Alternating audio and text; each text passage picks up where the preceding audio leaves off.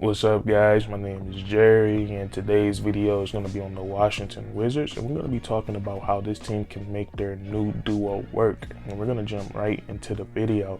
Now, when we talk about the Wizards' new duo, we're talking about All-Stars Bradley Beal and Kristaps Porzingis, and both of these guys are two of the most skilled players in the NBA.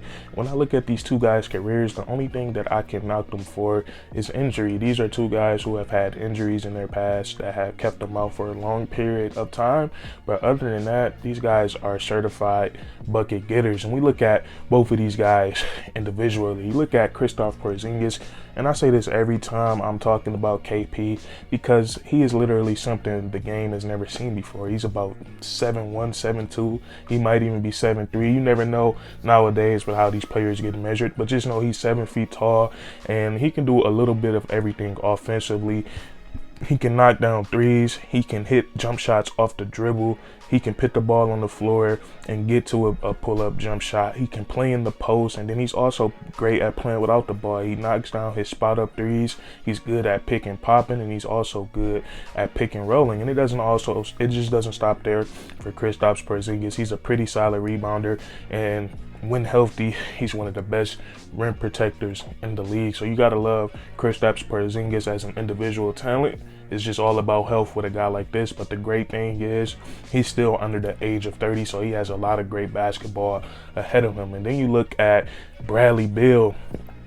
And Bradley Beal is the epitome of hard work coming into the league. Bradley Beal was known for mostly running off screens, catching, shooting jump shots, just having others create for him most of the time. He's worked so hard since he got into the NBA that for about the last 2 years, he's been the primary ball handler for the Washington Wizards, and he does a great job at creating points for himself and creating points for others. But he has turned into a legit 3-level scorer in this league. He just averaged 30 points per game not too long ago, and he gets it done from everywhere. He can get to the rim and finish with both hands. He can go up and punch it over you at any given moment. He has the mid-range game, and he also can shoot the 3-ball. And he's, like I said, he's also become a much better playmaker since coming into the league. Now, that's these two guys as an individual talent, and we look at them as a duo. We look at them as a pair, and can they play off of each other?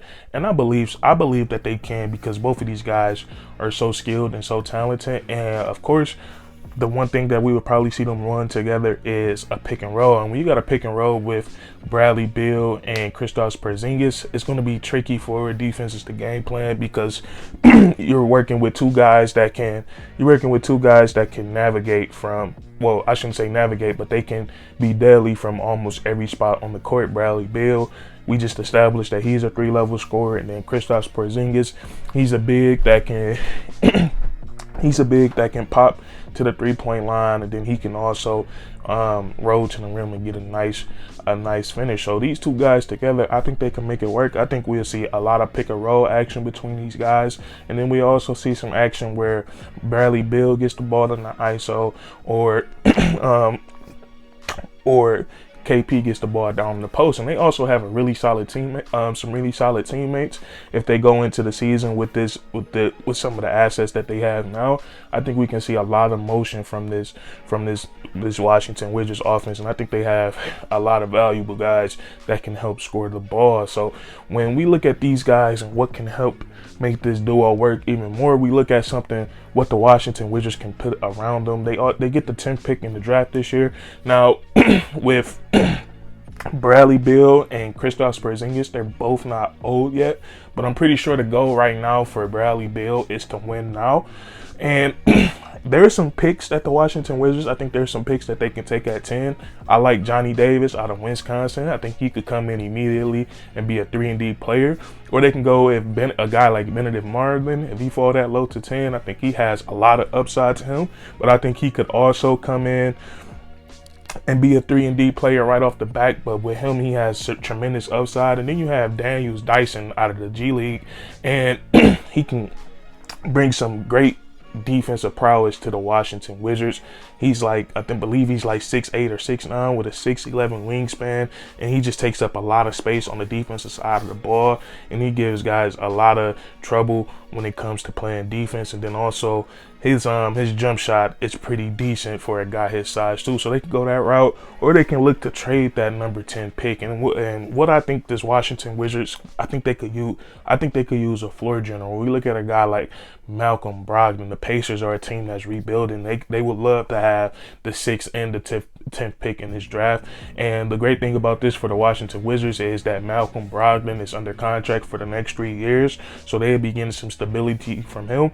Now, I don't know, me personally, I'll be honest, I don't know if it'll work out head to head with just sending the 10th pick for Malcolm Brogdon. Is probably not, and that's something we'll figure out in a different video. But with Malcolm Brogdon, if we compare him with Bradley Beal and Kristaps Porzingis, I like that because it'll take a lot of pressure off of Bradley Beal as a ball handler, and you're getting a guy that can create for others. Malcolm Brogdon has shown that he can score in this league from all 3 levels, and then also he plays on the defensive side of the ball. And Malcolm Brogdon, in my opinion, I think he is a fringe all-star. I think if he gets put in a winning situation, I think his level of play will go even higher than what it is right now, and I think he could be an all-star in this league one day. But I think the Wizards should look to bring in like another point guard, another guy that can handle the ball, create for others, and create for himself. Maybe a guy like Mike Conley, some players like that. A guy that can play off the ball, doesn't need the ball that much, but just to relieve some pressure off Bradley Beal and Kristaps Porzingis. But other than that, you look at all the rotational pieces that the Washington Wizards like. I really like those guys. Like, it was pretty fun watching those guys play with no Bradley Beal, and then before they had Kristaps Porzingis, they showed some flashes. Like Denis Advocaat, he's getting a lot better, and he has so much potential as a 6'9" playmaker, a guy that can handle the ball, he can shoot, and a lot of people don't realize how much better he's getting defensively. If he can continue to improve on the defensive side of the ball, the Washington Wizards are going to be a lot better. I think Kyle Kuzma, I feel like the season he had this previous season did not get talked about enough. He put up a lot of crazy numbers, and he really revived himself last year with the Washington Wizards, and he just looked great, rebounding the ball, scoring the ball, creating for himself, and he just played a good all-around season last year. And you still have guys like Rui Hachimura, who's getting work back with the team. We know he missed a lot of time last season.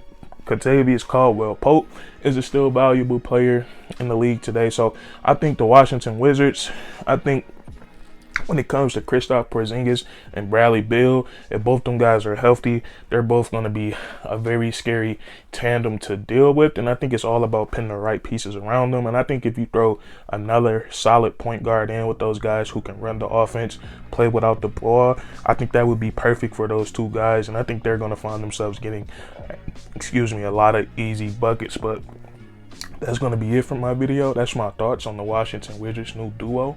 If you enjoyed this video, leave a like. If you agree or disagree, comment down below and let me know what you think. And then subscribe for more weekly content. We do this all the time, man. And that's curtains.